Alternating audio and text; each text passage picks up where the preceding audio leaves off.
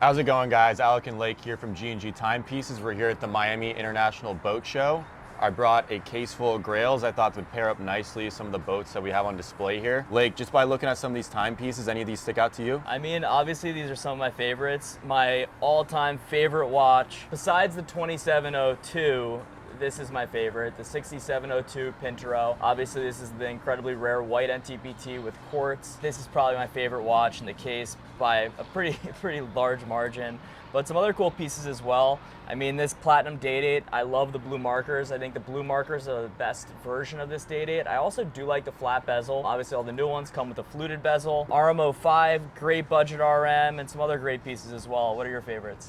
What sticks out to me is this Sako Daytona. It's the 116598 SACO. It's got the full sapphire bezel, mother of pearl dial. To me, it's just like an absolute grail in terms of Daytona. Daytona is my favorite watch, so that one sticks out to me. Honestly, we've had this watch for I think a little bit too long with the Tiffany band on it. Sticks out. I think it's a little bit subtle, like low-key RM005. Great everyday wear, and I think it goes great with especially stuff like going out boating. I think it's a very preppy watch. And then lastly, we got the RM07 Star KN. This one is absolutely insane. It's got 294 engraved diamonds. It's engraved into the patented technology, like Lake said, the NTPT, which is a quartz carbon mixture, patented by RM. Absolutely insane piece. Probably the grail among all grails in terms of ladies' pieces. You touched on the Sako Daytona. A lot of people like the gem set Rolexes. This one was actually only produced for 1 year. They still produce the Oyster Flex version, which has a black dial and baguettes in the dial. But this one's definitely a super special piece, seeing that it is incredibly rare and the production was super limited. But yeah, I mean, these are definitely some of my favorite watches. Obviously, we got some blues in here to match with the water. I'm obviously a big fan of the water and the color blue, being that my name is Lake, so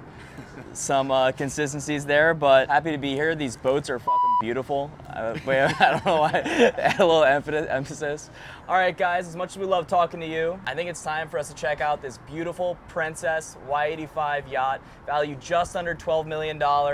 Definitely more than these watches, so let's go check it out. Let's go. All right.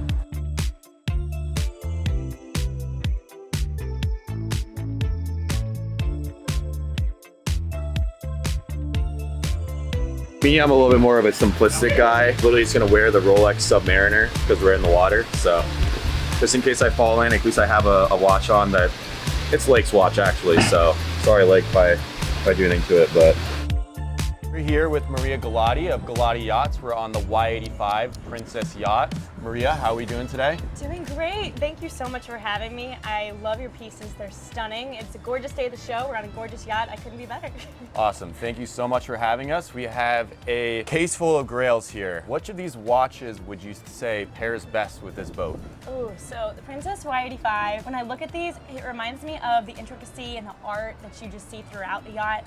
It reminds me of this guy right here. It's just stunning. And you look twice at this watch and you look twice at this yacht. So it's definitely this one.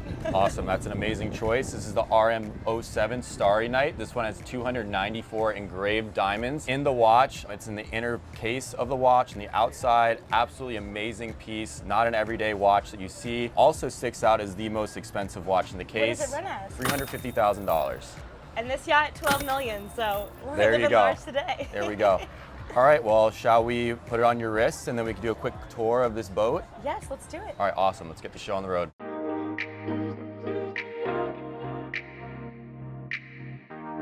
We're going to start up at the helm station. So we have these two captain's chairs, tri-screen display. I mean, look at the technology on this thing. It's incredible. There's two helm stations, so you can either enjoy the elements and drive up here, or you can go inside into the helm station that's interior if, like, say, there's bad weather.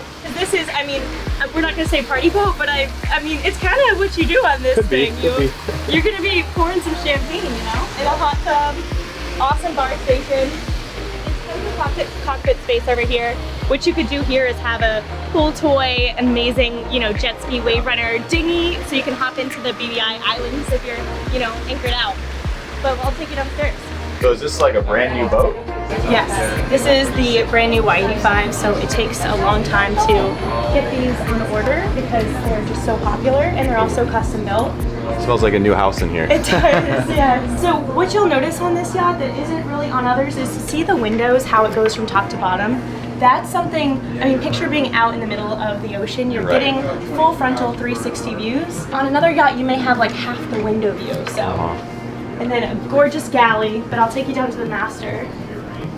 How many staterooms are there? So there are 4 staterooms. You have the master, and then these are 2 VIP areas, and this is your forward VIP. Tons of detail, it's just gorgeous. Princess is known for their rounded edges. See how all the corners are rounded off? That's custom designed, so when you're underway, you're not bumping into hard corners, but you also have that really luxury, contemporary style. Welcome to the master stateroom. It's absolutely stunning. You have a gorgeous closet over here. An in-suite head that's fit for a king and queen on this one. You honestly might forget that you're on a boat. Like if you have the shades down and you wake up in the morning, you might just think, oh, I'm in my apartment. Next thing you know, you're on like a gigantic yacht. So forward here you have an incredible helm station. This is an amazing head spot for the captain. I mean, check out this view. Oh, it's wow. gonna be, this is amazing. This and is this is insane. where you'd be hanging out, say, if the person of the family, the husband of the family, and the wife of the family, that's who's driving. Or say you have a captain and the crew's hanging out if you're underway. So for an 85-foot yacht, you typically have a captain and crew. So there is a full captain and crew quarters. How difficult is it to learn to drive a boat like this? So I've docked a 60-foot pretty easily, but to reference, this is 85 feet, right? This is 85 feet. Okay. So I'd say for me personally, this is not like a benchmark, but the line is about under 70 feet. I feel like that 70-foot mark is when I typically see a captain and crew on board, maintaining the yacht as well for the client. But you can have a captain and crew on a smaller yacht, or you can even maintain, you know, because when I'm out with my Galati family, like we all know how to maneuver the boats together, so we also enjoy the privacy. So we could per se take out the 85, but some don't want to. Some want hands-on. I don't know.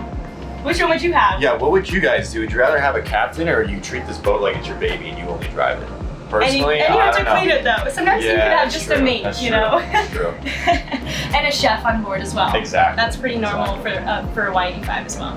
What would you say roughly is it to manage this boat maintenance-wise a year? That's a tough question because it really varies. It depends on where you're docked, how much is your dockage. I mean, some have a dock behind their home and you don't have to pay for that at all. You know, some like to just enjoy it locally, and some like to pay for fuel that takes them all the way to the British Virgin Islands. So it's very customized and tailored. Good to have that broken down for you prior to purchase, so you know what you're getting into. Do you know roughly what it would be like in Miami per foot to dock a boat like this? I'm not from here, so I really don't know, but I do know that like dockage throughout is, you know, pretty attainable. Something like this I'd want in my backyard. Yes, exactly. Princess was with Viking Yachts. They branched off completely on their own. Now they're just Princess Yachts. But what you're paying for is not only the interior design that's brought in elements from designers, is the speed. So on a typical yacht of this luxury style, you're going to be cruising pretty slow, but on a Princess, you're getting there quick. Yeah. You're getting there in like a lot of comfort for that speed. The whole design is made for speed. Great day at the boat show. Shout out to Nautical Networks, Surroundings Group, Galati Yachts, Maria Galati, the whole Surroundings Group team. Had a blast. What a treat to mix and match watches and boats together. Learned so much today about boats I didn't know about before. Make sure you guys hit that subscribe button. We'll see you guys next week.